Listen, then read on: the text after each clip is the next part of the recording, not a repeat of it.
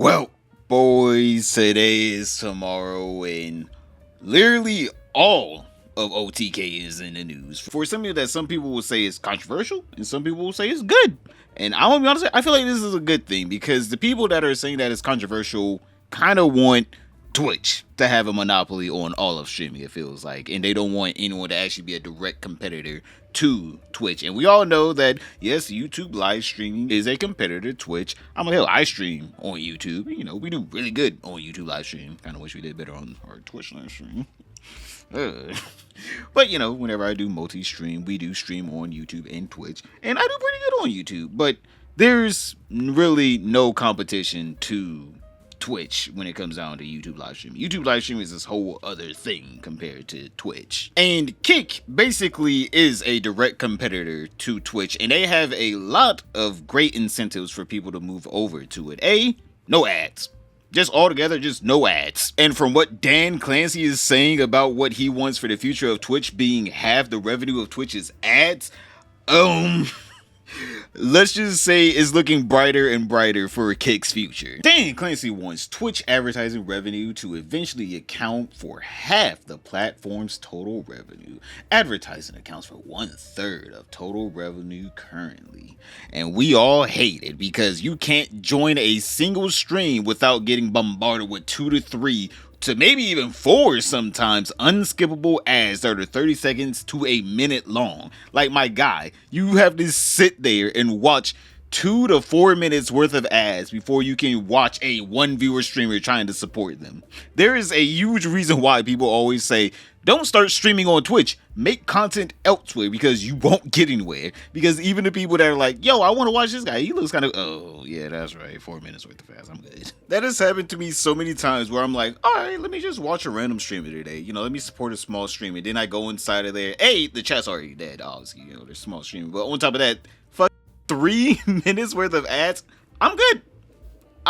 So with Twitch going gung-ho in the direction of more ads, it's looking more and more favorable for Kick to, you know, come by and just say, hey, psst, yo, we ain't got ads over here. And we pay out our streamers more. And also, I don't be honest, I don't give a fuck if it's ran by gambling money. And Twitch is ran by Amazon, who will literally use slave labor if they could. Hell, let's all be honest here, with a couple of their lawsuits they might have, but they just don't call it that. And it seems like Kick is actually starting to strategically and smartly actually start striking up some contracts with non-controversial, well, we're talking about One True King here. They do have a lot of controversial streamers, but I mean, like, OTK streamers, for the most part, a lot of them are in petty controversies, right? Well, other than like people like Mizkif, but for the most part, other than, you know, people like him, a lot of OTK streamers' controversies are just pretty petty. So Kick put out this little promotional material saying, Kick and One True King OTK strike content partnership to produce premium live streamed events. Deal marks the launch of Kick Studios, built to facilitate and empower authentic creator content. Now, the person that tweeted this out said all of OTK is joining Kick to help launch Kick Studios, but this is fake news, or at least slightly false news, because the COO, Chief Operating Officer of OTK, Tips Out, replied saying, wrong. OTK will be producing a few events on Kick this year for Kick Studios. Those select events will be on Kick. The streamers will continue to stream on the platform they choose to foster their communities. So Tips Out basically confirmed that yes, they will be producing events on Kick, but some people that decide to move over to Kick can, but not all of them will, you know, move or multi-stream on the Kick. But saying that, last week we talked about how Extra Emily already made herself a Kick account that is now in the KCIP and verified, you know, top right hand corner if you guys didn't see that. But also, recently, S-Fane has just started streaming on Kick altogether. So it's not like OTK members are opposed to multi-streaming on Kick, and they already are doing it. Now, obviously, there are some people like Ludwig who are more or less fence-sitting on the whole, like, will you ever multi-stream to Kick? Because, in his opinion, Ludwig doesn't like multi-stream. He's vehemently against it, even though he does multi-stream himself, mostly because he's streamed on YouTube for like 3 years straight. Here's the reason why people don't stream on Kick. Pushback from their audience. That's the only reason. I think the only reason some streamers don't multi-stream to Kick is because they might have pushback from their audience, because the vibe Kick has, because it has a lot of fucking insane people on it, has a lot of filth on it, has a lot of slop on it, and they don't want any pushback from their audience multi-streaming to a sus platform, even if they stand to make more money from it. That's the main reason. If we didn't say anything, would you move to Kick? I'm already multi-streaming. I don't like multi-streaming as is. The only reason I multi-stream is because I streamed 3 years on YouTube. I'm against multi-streaming. You know this about me. My answer is no. I would not multi-stream on Kick because I would just fracture my audience further, which I think is bad for me as a streamer. He's against it because he thinks it's bad to build up your brand on multiple websites instead of just having everyone come to one, which I guess in the sense of, oh yeah, if you are a small streamer and you want to be able to just get noticed in general on both Kick and Twitch specifically, because YouTube has its own thing, because the YouTube algorithm actually does recommend your streams to people. I've had a couple people come into my streams that never watched my videos before, so that's kind of cool. But yeah, for platforms that only cater to, live streaming audiences for both Kick and Twitch, they only work off of who has the bigger numbers. It's still gonna look like you only have 20 viewers, even though technically you have 25 viewers. But also, people really don't know where the future of streaming is even going, so tying yourself to one platform kind of is stupid, because a lot of people are now realizing that multi-streaming is the way, because there's certain people that will never leave Kick. They will watch your content, they just don't want to leave Kick. There's certain people that don't want to leave YouTube. I try to get people to come over to the Twitch streams, but I understand that as soon as they come over and they get hit with that wall of ads from Twitch, I understand why they come back to the YouTube stream. I just understand, okay? I understand. But please, if you guys can, hey man, whenever I go live, at least leave a tab open for your boy. But yeah, there's people that just want to watch on YouTube, and then there's people that never want to leave Twitch. I have a couple dedicated Twitch viewers that live, breathe Twitch, alright? So it is not the smart thing to be like, well, I want to tie myself to only one platform, because in Ludwig's mind, oh no, I could have 20k viewers on Twitch right now instead of 8k on Twitch and 7k on YouTube or whatever. But in reality, that is stupid, because if you're able to get over a couple hundred viewers on both websites, you're already top 1% streamer. You have no competition. You will be viewed on both streams at the top of whatever category you stream in. Like, Asmongold put this as nicely as he could, seeing that, I don't know if he's really much of a fan of Ludwig, but he put this as nicely as he could, that this is not a problem so your plights of, well, I just want bigger number on website is the dumbest thing ever, because the bigger number no longer applies to you.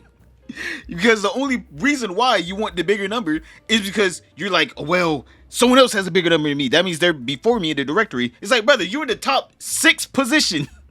You're in the top 6 thumbnails of the category. You're fine. And if anything, diversifying really does help, because a lot of other websites do pay out a lot better than Twitch, because Moist Critical, if you guys don't remember, literally showed that, hey, on Twitch you get paid more while you're live, but on YouTube, you get paid more through the VOD. And on Kick, you probably get paid way more. Actually, no, you don't even probably. You do get paid way, way, way more while you're live. So if you're already cracking a couple hundred or a couple thousand viewers, there's nothing wrong with starting to stream on another website, because it literally just diversifies you. Like, why would you only upload YouTube Shorts to YouTube whenever you can upload them also to TikTok? Like, it makes no sense. Like, yes, you should continue to diversify your income and your audience. Now, Ludwig also talked about how it's also bad optically, because there's a lot of, problematic streamers on Kick. But he's also acting like there's no problematic streamers on Twitch that Twitch doesn't take action against. Like, my guy, come on.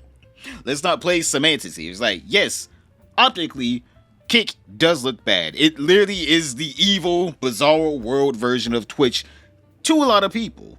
But a lot of streamers moving over there and showing, see, I'm a normal person, I can stream up here normally, will literally give it a whole nother look. But if your whole viewpoint the whole time is, I don't even want to give it a chance, then yeah, you're going to be a baby the whole time. It's a whole childish rhetoric to say, well, that platform had a bad reputation at one point, so they're not allowed to fix it ever? They're just not allowed to ever fix it. And it's another example, I think, of luxury beliefs where it's very easy for someone to criticize and talk and complain from a position that they don't necessarily have to think about themselves.